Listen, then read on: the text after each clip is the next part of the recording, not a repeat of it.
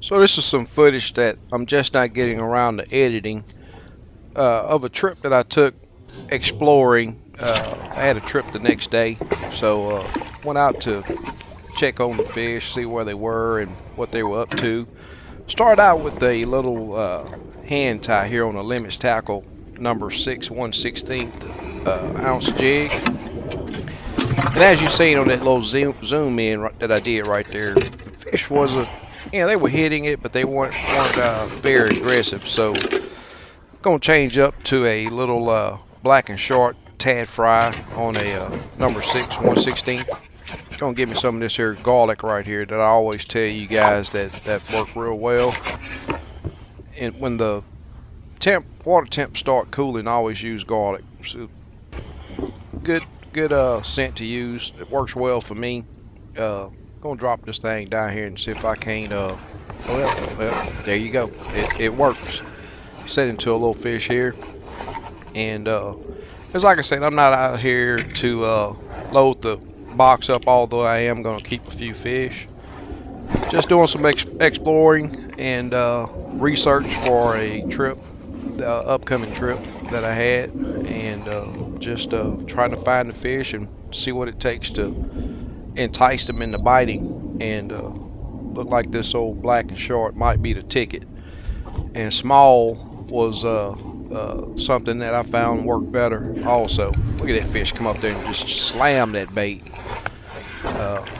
I showed the zoom in on the Livescope. I should have showed the zoom in on that rod tip. That fish hit that bait really aggressive. You can see it on Livescope how he chased it. He just darted at that bait and slammed it. And like I always say, these fish are not always aggressive, so you see me with my fingers on that line most of the time here, and you just have to be careful to be on your game, because these fish can be tricky at times. And I always do all that I can, to make everything very sensitive, because using that mad braid, and I do use a leader, just seems to help me tie my knots faster. And then also, if I get snagged on some structure, I don't have to about cut my finger or my hand trying to break that braid. And it's just easier process of fishing. And just dropping down here, tickling that structure. See, I got this fish here following up, and he finally slams that bait, and it's a pretty decent fish. Always nice to swing them slabs in the boat. Not no giant fish, but a good box fish for sure. And like I said, I'm not out here to load the box, so I'm throwing most of these fish back. But like I said, I had a 1/16 on. I'm gonna bump that weight up to a 1/8 since they're hitting aggressive now, and that gives me a lot better control over my jig while it's down there, to compensate, to keep my make adjustments to get my jig closer to the fish, or just get it down there quicker. And you can do that when the fish are aggressive. Increase your jig head weight, and gives you more control. Just gets the bait down there faster. And putting that little tad fry back on there, and you'll see me use this bait all day. There's some really solid baits that last. You can go out here and catch a limit and use one bait, and that's why the title is Limits Tackle. There go a big old fish that just swung in. Good fish, good box fish. And like I said, I'm not here to pound these spots that I'm out here fishing, and just doing a little research and figuring them out is what I like to call it. Just get out there and put that work in, try to find out what it takes to get them in the boat. One thing too, y'all see how I'm setting the hook on these fish. They're not paper miles when you yank into them like that. I mean, if you get out here and just do a little flick of the wrist, slightly raise your rod up, you'll lose a lot of fish. But if you set that hook, it usually bears in the roof of the mouth just like it is right there, and you got a solid hook set. I know it works well for me.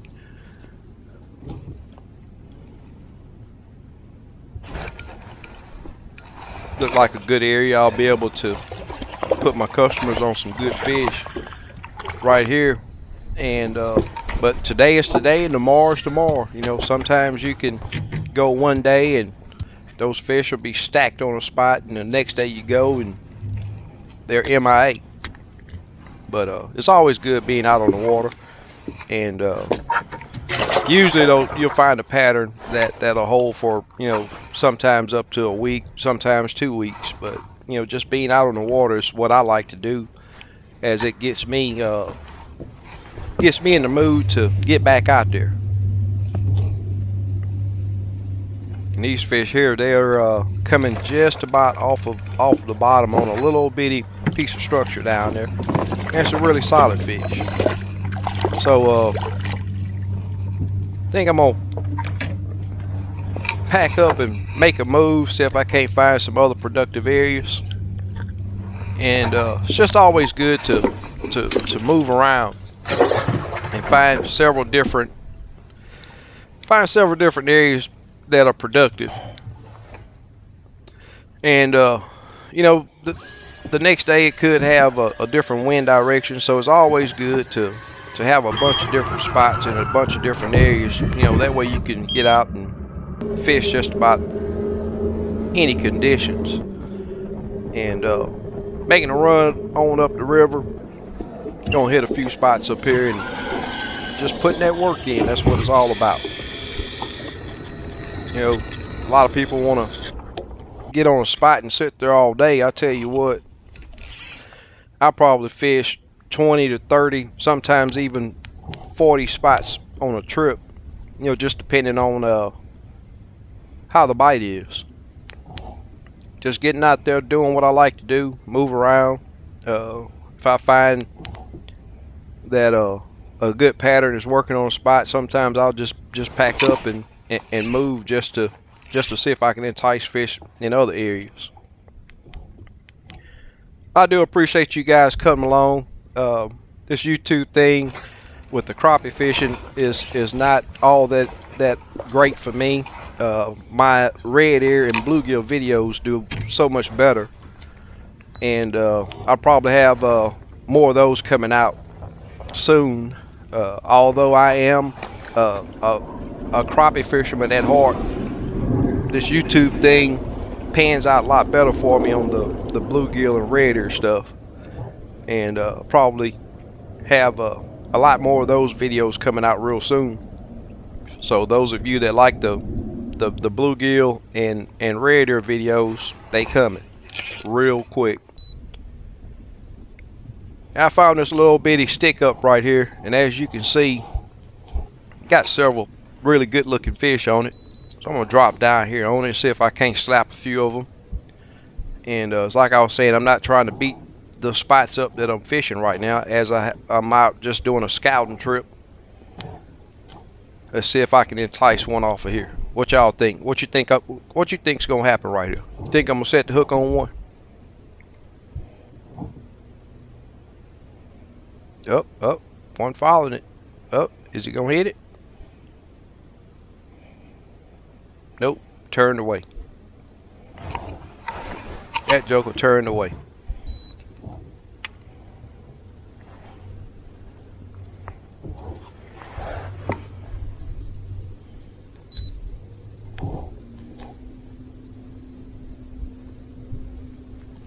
Got one looking.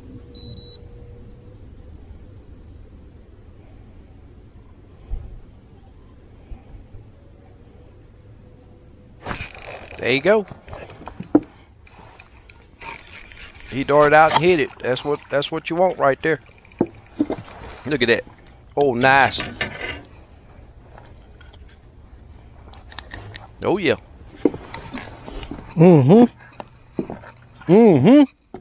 These old crappie down here, man, they get almost as tall as they do long.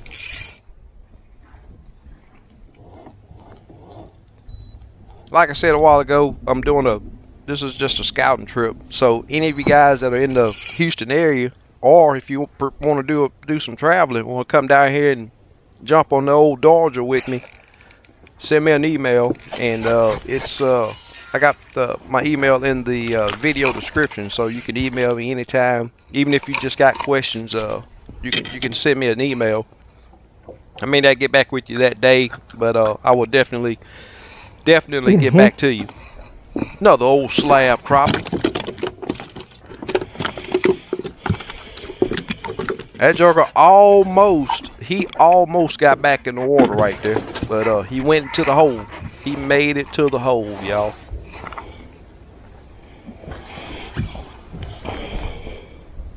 Got my old feet kicked up, just relaxing, man. It's so relaxing getting out on the water. I absolutely love it. And now I even love it more since I'm able to pass my passion on to those that book trips with me. It's just awesome being out on the lake. And then you can get you some of them old tasty crappie to put on the table.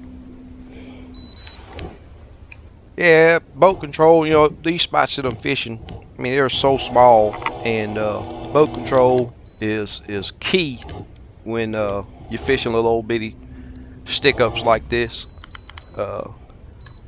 You see the water's pretty much flat right here, and that's real important, especially if you're going to fish small structure like this. It's really important to find areas that you're not having to fight the conditions, because that's a whole different beast when you're trying to get that jig down there and present it to the fish properly.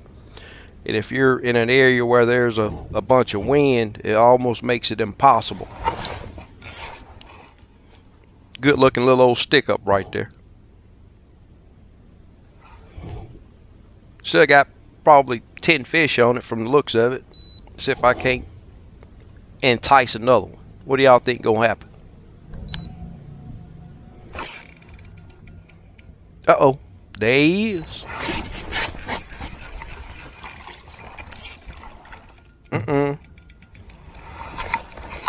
Slang him in there, Denali. Kick back with my legs crossed. Bam. Slanging slabs in the boat, y'all.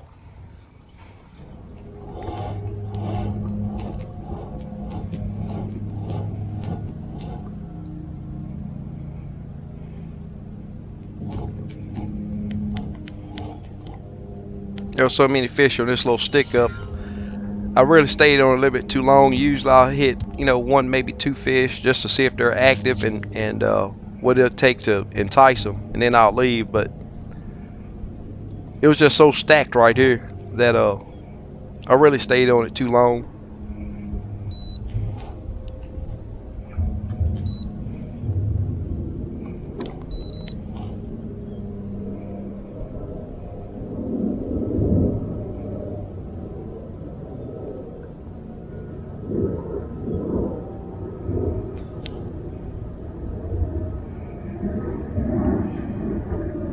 Yeah, joker following that jig up. Turned away. Well, we'll drop back down on another one.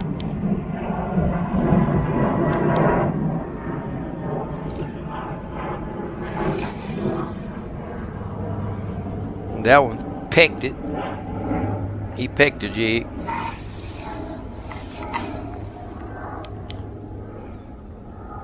I hope you guys enjoy these videos.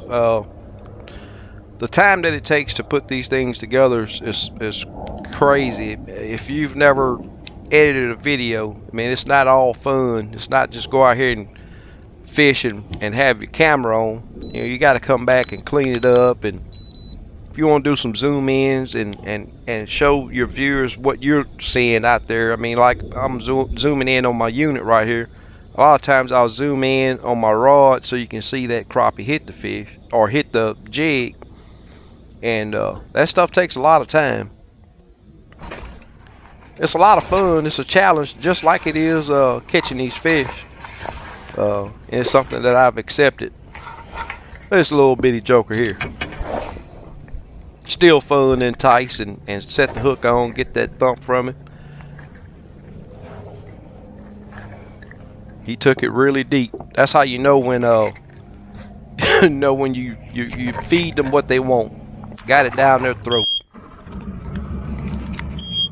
Like I said, guys, we're gonna make another move, and that's what it's all about. A lot of times, if I'm out there without a trip, without a client, I'm just putting that work in, looking for new areas, and seeing what it'll take. Now, y'all look at this big old thing. Somebody tell me what do you think that big old thing is right there? That's a big one, whatever it is. I got my thoughts on what I think it is. You let me know what you think it is.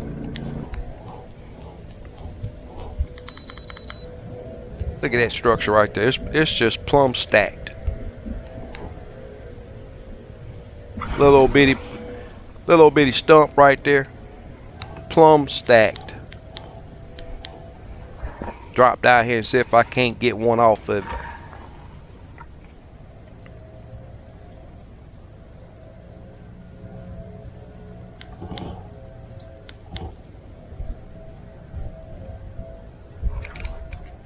Oh, there he is.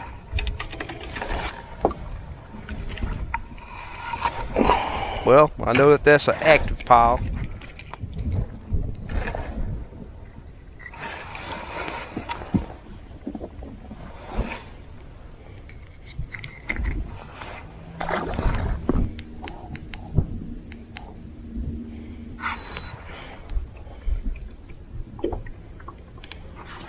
Checking to make sure I had it marked. On to the next, y'all. On to the next. Doing that research out there. Always a lot of fun. Putting the challenge, getting that challenge in.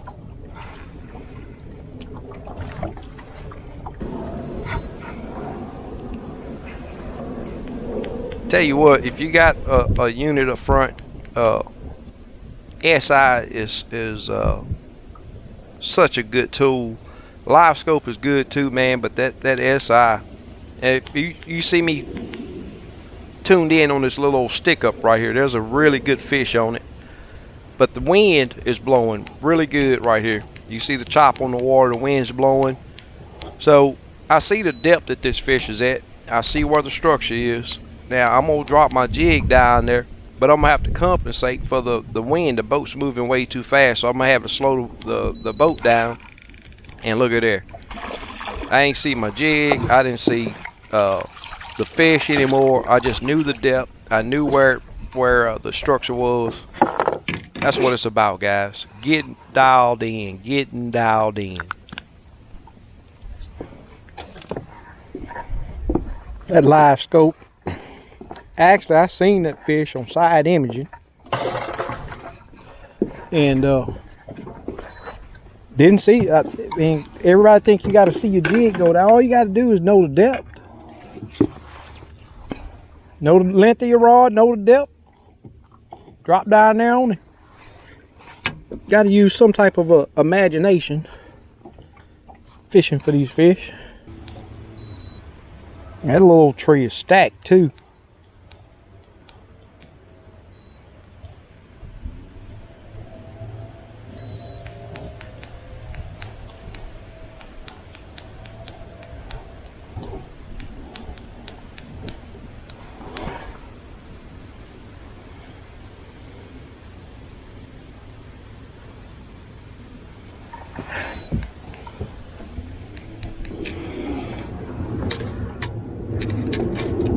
Research, y'all. Just drop down there, catch one, maybe two, and save it for the clients tomorrow.